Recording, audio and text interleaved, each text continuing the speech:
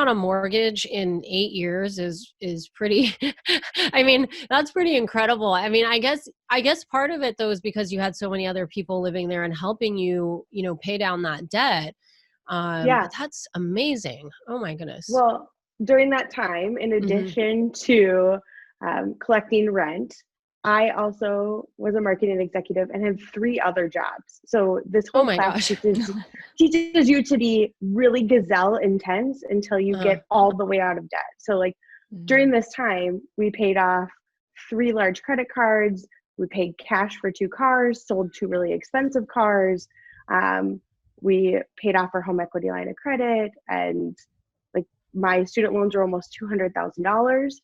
Oh So my gosh. being very, very intentional about Hmm. how do we get out of debt quickly so that we can live this purpose-driven life, because we both feel that God's called us to so much more than just paying bills. Right. Like, Yeah. let's figure out how we can make a difference once we get the money part out of the way. Yeah. What were the 2 other jobs that you had? Yeah, so obviously I was a marketing executive. I tutored for college nannies and tutors. I was a waitress at the Timberwolves games.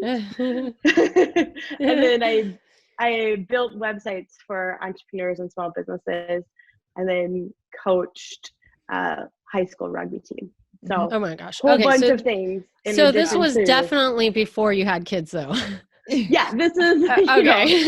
I was sleeping through the night. I had so much extra time. Oh, the luxuries. I know, Yeah. right? Yeah. Oh But my okay, gosh. so I imagine that there might be some listeners out there who are in that place where they're, they have all this debt that they've accumulated. They have credit cards, they maybe have a mortgage and all this stuff.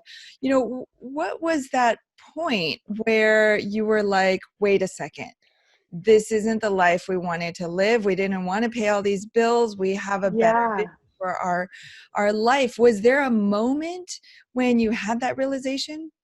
Yeah, for me, it was when we sat down in this class and we talked about what our relationship with money was.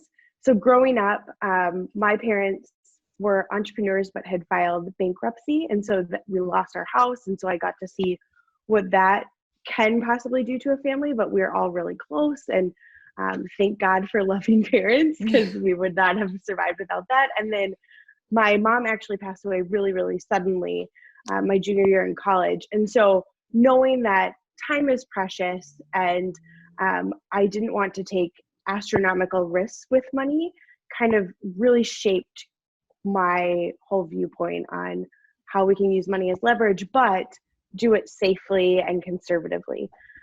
So brought that into the conversation with Darik in this Financial Peace University class. And he was like, yeah, I like living conservatively too, but I think we should be really intense about this and get out of it quick. So that's Right. how it all started. Wow, bankruptcy as a kid. What was that Yeah. like? What was the impact on your family?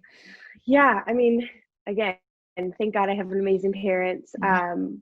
But we were able to stay in the same school district. We lost our house. We moved to an apartment. So I have 3 younger biological siblings. So we all shared rooms. We grew really, really close as a family, and realized what's important in life and what isn't. And that quality time is always time well invested, or when you invest Mm, time in yeah. others, it's always well invested. But you can't Mhm. necessarily get that back.